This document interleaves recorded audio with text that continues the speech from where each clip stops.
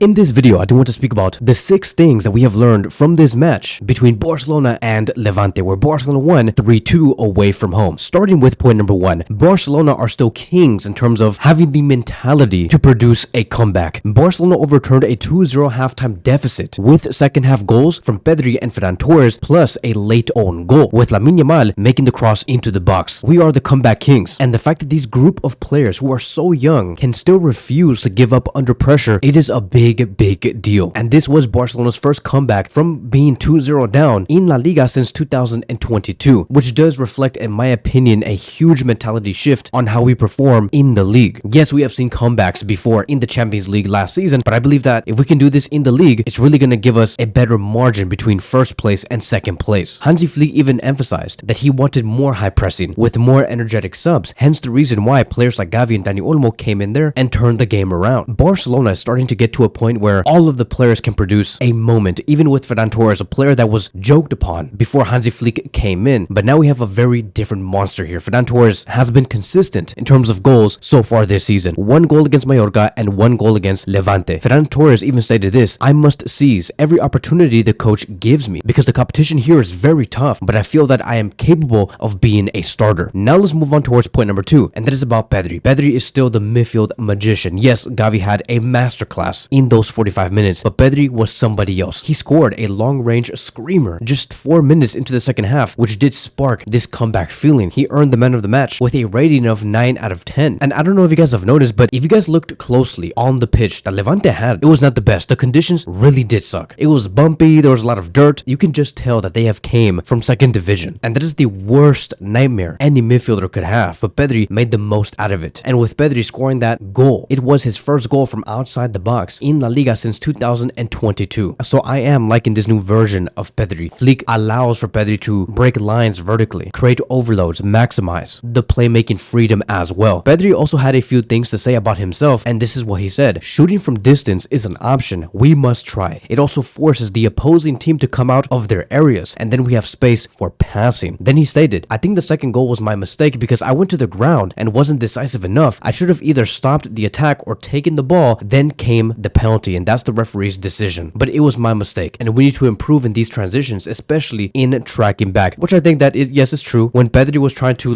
tackle for that ball, he went too light. He acted like he was going to win that ball no matter what. I think that he should have came into that play with much more intensity. Moving on towards point number 3, I really still think that our defensive worries is still lingering in our squad. We have to improve on that in case we do face teams like Man City, Bayern, Real Madrid. It's always going to remain a bigger issue because even though Barcelona had 82% of the possession with 21 shots, Barcelona still conceded 2 goals. One from a team move, which was a huge mistake, once again coming from Pedri, and another one coming from a debatable penalty that I will be talking about in just a few minutes. Flick also exposed this issue to the media, and he said that yes, we were high pressing, but every time Levante made a long ball to one of the midfielders or forwards, they went through it so easy. So we have to make sure that we get locked in from minute to 1, because in the second half there was no worries. Barcelona were relentless, we won the ball a lot, but we must settle the game much earlier, which is now going to lead me towards the next point, and that is about Flick's tactical masterclass. The main reason why we have been able to settle the match in the dying last minutes of this game is because of who Flick used in the second half. Flick subbed on Dani Olmo in exchange for Marcus Rashford, because Marcus Rashford, even though yes, he was solid, he was okay, it was not enough. Hansi Flick knew that he needed more creativity and urgency in the middle of the pitch because Levante formed a 5-4 formation where they were defending with 9 men, and so in the middle of the pitch and outside the box, they needed more of a creative spirit to create those 1-2 scenarios. And that is why Dani Olmo fit in this game much better, because before Dani Olmo came in, Rafinha was the number 10, and with Rafinha being the number 10, as of right now, he does not look so comfortable because he is so one-dimensional in terms of what he can do as a number 10. Rafinha is a player that thrives under huge open spaces, somebody who can run down the flank and run behind the defensive line. You place him in the number 10 position, that is where things get very congested, and that is not Rafinha's game. I think that in time, Rafinha can improve on those things. Even Rafinha stated in the post-match interview that there are going to be some things that he's going to want to work on for this season that he did not really do well on last season. Even though he had a tremendous season, he still wants to improve. He does not want to be so one-dimensional when he is placed in certain areas where he is needed. But all in all, Hansi Flick went for the correct approach. He moved Rafinha to the left, Dani Olmo on the number 10 position, and Gavi also came in eventually, which led towards more of a tempo-setting type of squad. I believe that Hansi Flick also told Yamal to go wider to stretch the defense because we had so many players from Levante doing that,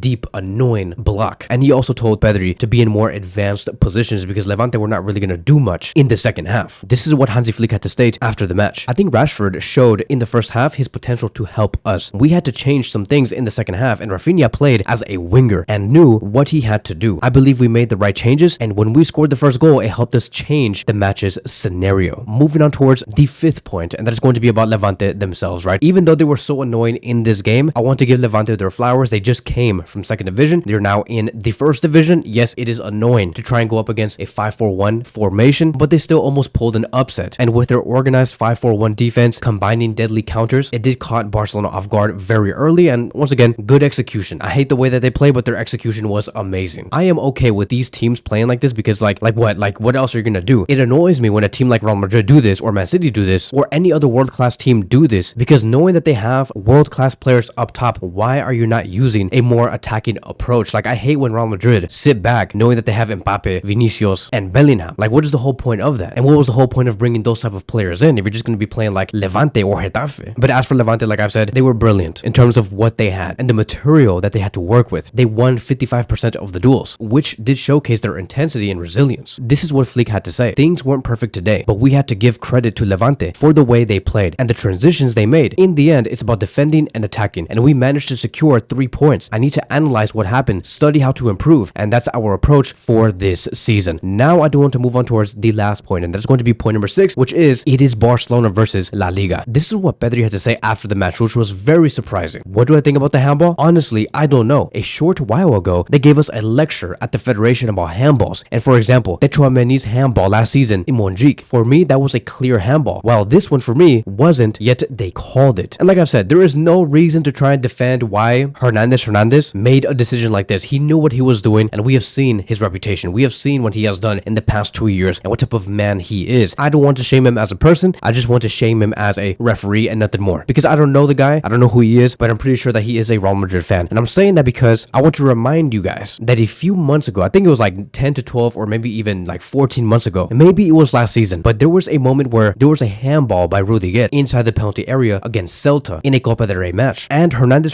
from the VAR did not intervene, and no penalty was ever called against Real Madrid. They just ignored that whole situation. And if you look at the type of handball Rudiger did inside the penalty box, it is basically the exact same handball Balde did in the match against Levante. Once again, the one that Rudiger did, it was not intervened by the VAR. With Alejandro Balde, with the play going so fast, by the way, the VAR had to check that. They said, no, we have to intervene. We have to look at this. We have to make sure if there's a potential handball here. And they said, yes, that has to be a handball. So that's the first thing. And then we also have to remember that Hernandez, in the match between Barcelona versus Real Madrid last season, which was one of our last few matches and the last Clásico, that was such a frustrating match because Barcelona should have won like 4-0. Real Madrid in that game should have never scored 3 goals. But because Hernandez ruled off Fermín López's goal, because he said that Tchouaméni is not going to be given a handball, the fact that he also said that Kylian Mbappe is not offside on the first goal, it is what allowed for Real Madrid to even get 3 goals past FC Barcelona. Yes, Hernandez said Mbappe was not offside. He said that the Tchouaméni never had a handball. He said that the Fermín López goal was ruled off because he believed that Fermín López did something dirty to another player. Yes, this is the exact same guy. And like I've said, it's ridiculous to look at the handball of Tchouaméni and say that this is not a handball, but the one with Alejandro Balde, it is. But that is it. That is going to be wrapping up today's video. Thank you guys so much for watching, and I will see you guys in the next one.